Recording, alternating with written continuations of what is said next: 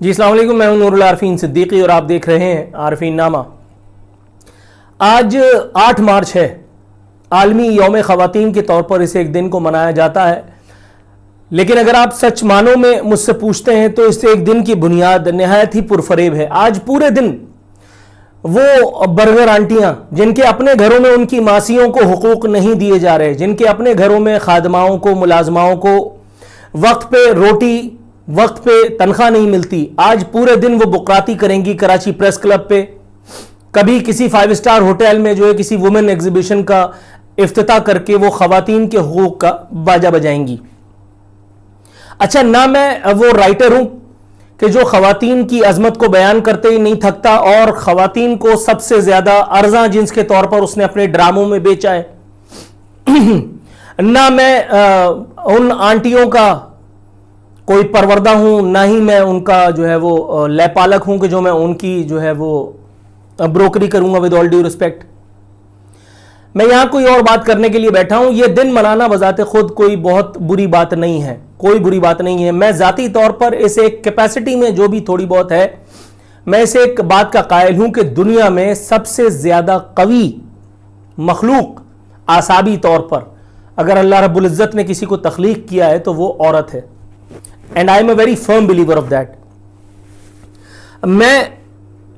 اپنی ماں کو دیکھتا ہوں، میں اپنے خاندان میں دیکھتا ہوں، میں اپنے گرد و پیش میں دیکھتا ہوں تو وہ تمام گھر جہاں والد کا سایہ وقت سے پہلے یا وقت پر اٹھ گیا، ان گھروں میں محض ماؤں کی موجودگی وہ واحد عنصر تھا جس کی وجہ سے اللہ رب العزت نے ان گھرانوں کو جوڑے رکھا۔ یہ محض عورت کی خاصیت ہوتی ہے کہ وہ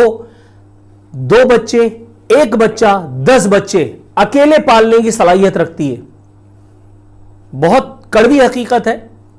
لیکن بہرحال عمومی طور پہ مردوں کے ساتھ معاملات ذرا کچھ مختلف ہوا کرتے ہیں، باوجود اس کے کہ میں خود ایک مرد ہوں، لیکن مرد اتنا قوی نہیں ہوتا کہ وہ عورت کے بغیر اپنے بچوں کو پال لے، یا اسے ایک حماقت کا ارتکاب ہی اس کو کنونس کر دے کسی ایک معاملے پر۔ جب ہم نبی کریم صلی اللہ علیہ وآلہ وسلم کی حیات طیبہ کو دیکھتے ہیں، جب ہم امہات المومنین حضرت خدیجۃ الکبریٰ رضی اللہ تعالی عنہ، حضرت عائشہ رضی اللہ تعالی عنہ اور دیگر ازواج مطہرات کی زندگیوں کا جائزہ لیتے ہیں تو ہمیں پتہ چلتا ہے کہ واقعی خواتین کو اللہ رب العزت نے اس ایک دین اسلام نے، اس دین حق نے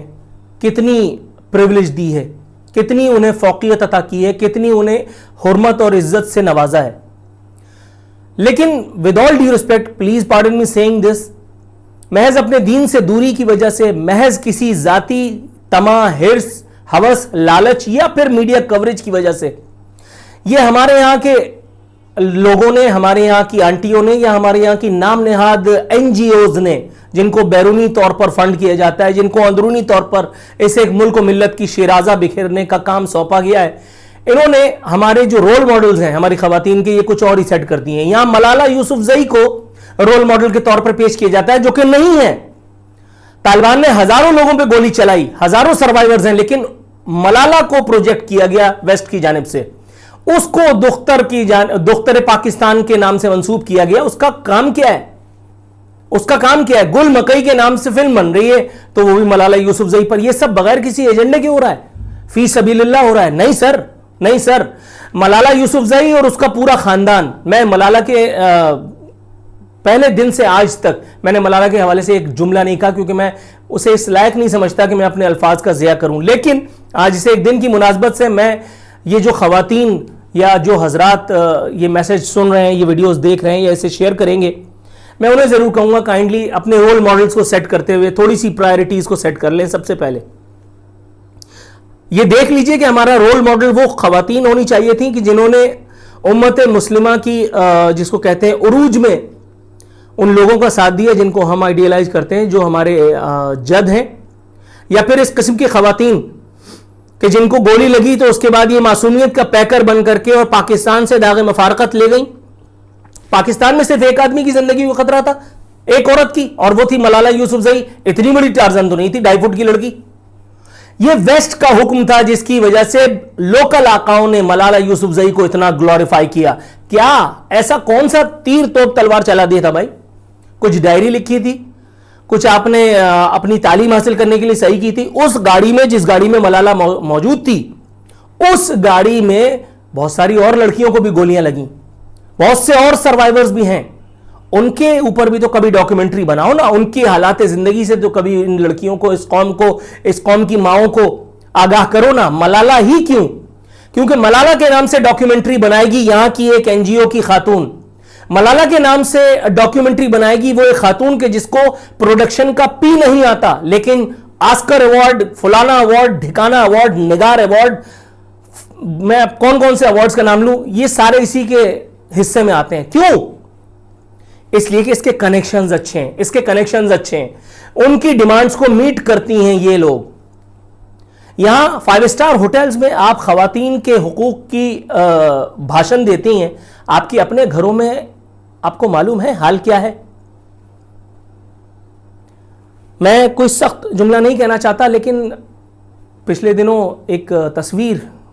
ٹویٹر پہ اور فیس بک پہ چل رہی تھی، اس میں محترمہ جو نیوز کاسٹر تھیں ہماری عشرت فاطمہ،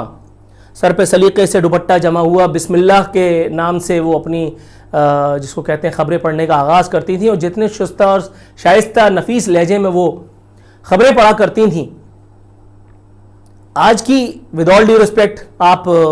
میڈیا اپیرنسز کو دیکھ لیں تو آپ بالکل چکرا کر کے رہ جائیں گے۔ آج ہم نے عورت کو ایک بازاری جنس کے طور پر متعارف کرایا ہے، وہ ایک رائٹر، سو کالڈ رائٹر، جو اپنی ایپیسوڈ 50 لاکھ روپے میں بیچتا ہے، عورتوں کے حقوق کا دائی بن کر کے وہ کھڑا ہو جاتا ہے کسی ایک خاتون کے سامنے کہ جو کہتی ہے میرا جسم میری مرضی، اس کے اپنے ڈراموں میں دکھایا جاتا ہے کہ اس کی بیوی اس کے ساتھ، اس کی بیٹی اس کے ساتھ۔ اس نے عورت کو فروخت کرنے کے نام پر جو اپنی دکانداری لگائی ہے، ایسے لوگ جب خواتین کی تقدیس کے بارے میں بات کریں گے تو آپ کو قے نہیں آئے گی، آپ کو ابکائی نہیں آئے گی، آپ کو وحشت نہیں ہوگی۔ دونوں طرف سے یہ ہارڈ لائنرز اپروچ، ایک وہ جو خاتون ہے جو میرا جسم میری مرضی کا نعرہ لے کر کے اٹھی ہیں، جو صریحاً غیر شرعی ہے، ان لاجیکل ہے، اور ایک وہ مرد جو عورتوں کا استحصال کر کے ڈرامے کے طور پہ یا کسی اور حوالے سے لوگوں کی ذہن سازی کر رہا ہے، اور وہ بھی غلط۔ ہمیں ان دونوں معیارات کے بیچ میں رہنا ہے۔ ہمیں اپنی بچیوں کو کیا حضرت عائشہ صدیقہ رضی اللہ تعالی عنہ، حضرت فاطمہ رضی اللہ تعالی عنہ، حضرت خدیجۃ الکبریٰ رضی اللہ تعالی عنہ کی تعلیمات دینی چاہیے، نہ کہ ہمیں آج کل کے ماڈرن سٹینڈرڈز کے مطابق خدا نخواستہ اپنے ہاتھ سے اپنی نسل کو برباد کرنا چاہیے۔ کیا آپ محوش حیات کا نام لے کر کے اپنی بچیوں کو حیا کا درس دے سکتے ہیں ود آل ڈیو ریسپیکٹ؟ اس کا مجھے پاکستانی یا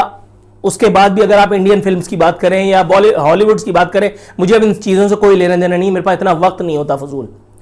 لیکن اگر آپ بات کریں تو کیا وہ بلی گانا یا وہ کون سا گانا تھا، وہ کترینہ کیف والا، وہ چمیلی والا، یا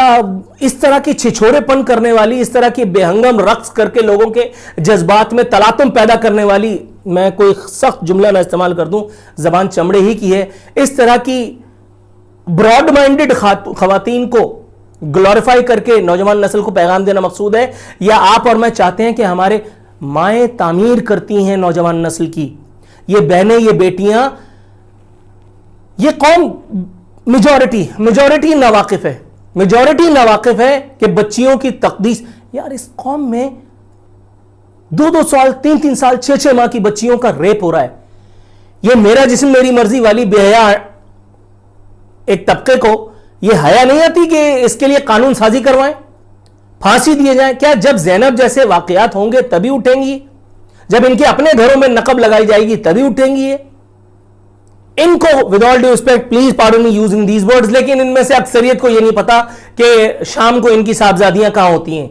ان کے بیٹے کدھر ہوتے ہیں، ان کو اکثریت کو نہیں پتا۔ کوئی کہیں فیتا کاٹ رہا ہے، کوئی کہیں گل کی نمائش کا افتتاح کر رہا ہے، اور ان کے اپنے گھروں میں ان کی اپنی فصلیں، ان کی اپنی نسلیں اجڑ رہی ہیں، اور یہ نکلیں عورت۔ مجھے ایک انویٹیشن آیا،